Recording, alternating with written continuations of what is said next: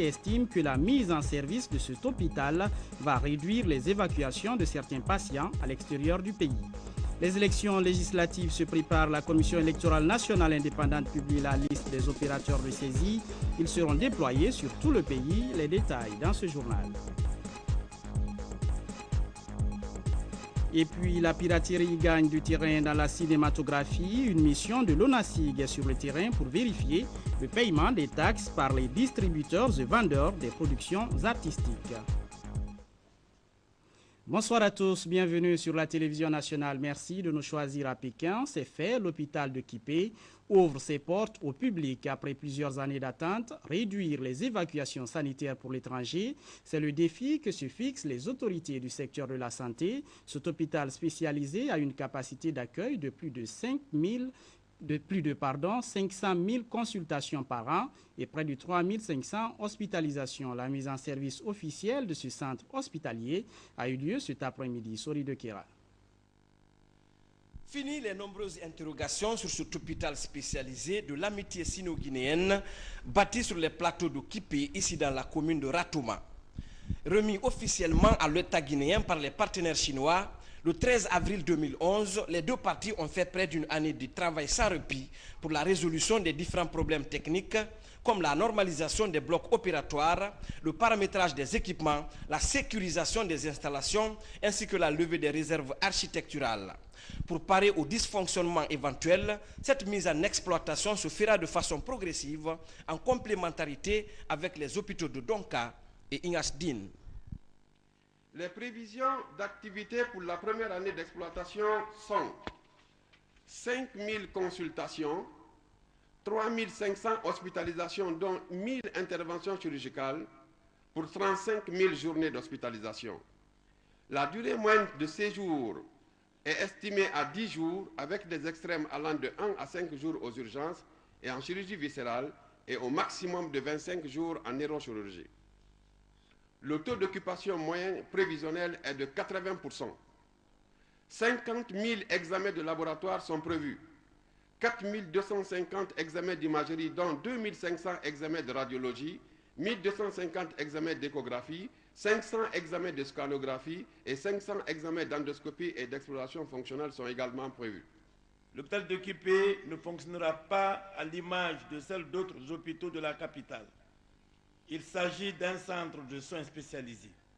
À ce titre, il ne recevra que des malades ayant besoin de soins particuliers correspondant à son paquet d'activités. Il ne recevra pas les malades tout venant. Ceux-ci devront s'adresser aux structures habituelles de soins. J'insiste particulièrement sur ce point pour éviter tout malentendu pouvant être source de frustration pour certaines personnes. Sur le plan fonctionnel, l'hôpital de Kipé travaillera avec des spécialistes chinois qui sont déjà sur place et avec des cadres guinéens.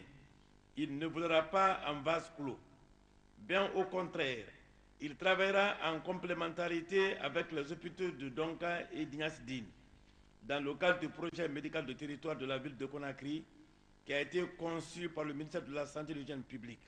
Cela signifie que les spécialistes de nos hôpitaux nationaux pourront travailler à Kipé sur la base d'un contrat de prestation de services. En présidant la cérémonie de lancement des travaux, le Premier ministre chef du gouvernement a, au nom du président de la République, le professeur Alpha Condé, félicité les partenaires chinois pour la matérialisation de cet autre projet ambitieux qui vient conforter la fructueuse coopération existant si heureusement entre les peuples guinéens et chinois, avant de préciser. Nous devons admettre que la gestion dans nos centres de santé laisse à désirer. Les médicaments sont détournés de leur objectif. Les recouvrements des recettes et des subventions de l'État ne sont pas souvent aisés. Notre souci majeur donc aujourd'hui pour l'hôpital Kipé est d'éviter de tels comportements. Si tel n'était pas le cas, attendez-vous sous peu à retrouver un centre où même l'entretien minimum requis pour maintenir le centre en état de fonctionner correctement ne sera pas assuré. Et il faut donc éviter d'abord la pléthore d'effectifs qui est souvent à la base de la désorganisation de nos services, et veiller à sécuriser les recettes générées par l'hôpital. La sécurisation et la bonne utilisation des ressources est la condition nécessaire pour assurer la continuité du service public. C'est à ce prix que l'hôpital Kipé sera, comme vous l'imaginez, si je ne me trompe, un centre d'excellence et une référence pour le changement. Si de nombreux travaux complémentaires et de fournitures d'équipements restent encore à effectuer dans cet hôpital, ce démarrage des travaux est perçu par les populations guinéennes comme une délivrance après de longues périodes d'attente. Et l'ultime ambition des autorités sanitaires est de réduire considérablement les flux d'évacuation sanitaire avec leur implication de saignées financières pour le trésor public. Audience de la première dame de la République, Hadja Diéné Kondé a reçu l'ambassadrice des États-Unis d'Amérique. Elles ont parlé de coopération pour booster la fondation Kondé Hadja Diéné Kaba. Et puis plusieurs cadres de certains ministères se sont rendus à cette fondation pour échanger avec la première dame sur les stratégies à mener pour assurer la protection des enfants en Guinée. Compte rendu à Libadra Kondé. Jour de l'organisation de l'atelier de formation des femmes autour du thème « Femmes et paix », la première dame de la République, Hadja Diéné Kondé, a reçu en audience l'ambassadeur des États-Unis d'Amérique en Guinée. Une rencontre qui a permis à Patricia Moller d'échanger avec la première dame de la République sur les questions relatives à la participation de la gente féminine au processus de maintien de la paix et de l'unité nationale dans le pays. D'autres sujets comme la signature très prochainement de certains accords de partenariat entre l'ambassade des États-Unis d'Amérique et la fondation FZDK PROSMI étaient au menu des échanges. First Lady was explaining to us her initiative for peace in Guinea and also for. La première dame nous a parlé de son activité pour la paix en Guinée et les activités de sa fondation pour soutenir les enfants et les femmes en Guinée. Et c'était vraiment un plaisir pour moi de savoir ce que la première dame entreprend comme action. Et nous avons aussi discuté de la façon dont nous pourrions contribuer, nous pourrions collaborer, parce qu'il y a des actions aussi que nous menons qui s'entrecoupent avec ces activités. Donc il s'agissait de discuter et voir dans quelle mesure nous pourrons collaborer pour atteindre nos objectifs mutuels. C'était juste une opportunité pour nous de nous rencontrer et discuter de façon générale. Et je pense que nous aurons d'autres opportunités pour discuter de façon technique. La première dame de la République a profité de cette occasion pour exhorter les femmes à conjuguer les efforts pour faire de la Guinée un pays uni et prospère. Je me réjouis vraiment des accords pour le moment tout à fait verbal entre nous, mais nous allons tisser donc des accords de partenariat et nous avons parlé de paix en Guinée, de consolidation de la paix.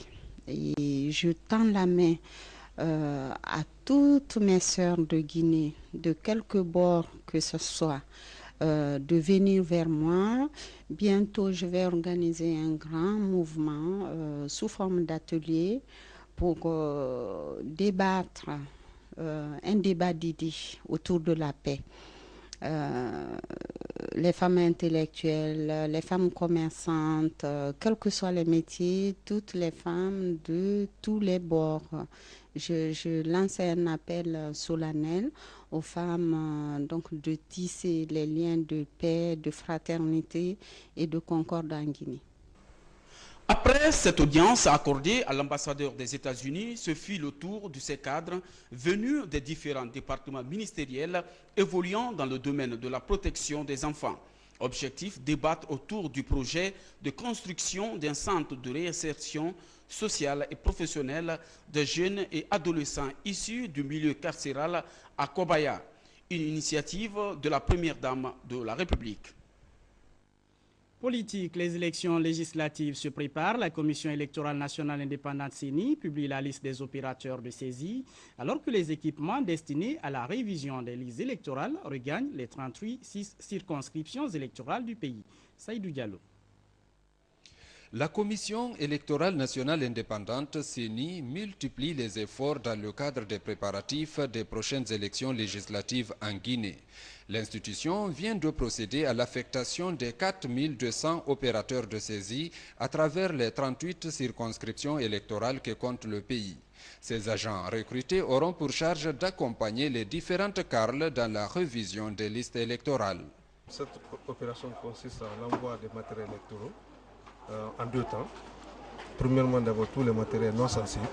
Et deuxièmement, nous allons envoyer d'ici la fin de la semaine tout ce qui est kit, c'est-à-dire tout ce qui est matériel électoral proprement dit, nous allons les envoyer en fin de la semaine. On a pris toutes les dispositions pour qu'au jour J, nous n'ayons pas de difficultés possibles. Depuis qu'on a commencé, tout se passe très bien. Dans la même logique, plusieurs équipements qui rentrent en compte dans cette opération de révision des listes électorales ont été embarqués pour l'intérieur du pays. On note dans ce lot 250 kits d'enrôlement, plusieurs imprimés, 2000 groupes électrogènes, 4500 bottes imperméables, le tout destiné aux 2000 CARL pour le bon fonctionnement des opérations. Notre équipe logistique a battu un gros boulot pour le conditionnement de tous ces équipements et matériels que vous voyez, destinés au village le plus reculé de la Guinée. Conditionner ces équipements par village, par sous-préfecture, par préfecture, par région, par axe, n'est pas une chose aisée. Et ceux qui l'ont fait reçoivent les félicitations du bureau de la CENI pour avoir très bien travaillé. Ce qui nous permet aujourd'hui d'ailleurs donc d'assister au départ des 2 premiers camions destinés à la région de Zérékoré et une partie de Farana et à la région de Kindia. D'autres camions vont suivre à partir de demain. Beaucoup de camions vont suivre d'ailleurs à partir de demain et qui vont continuer à acheminer le matériel sur l'ensemble du territoire national.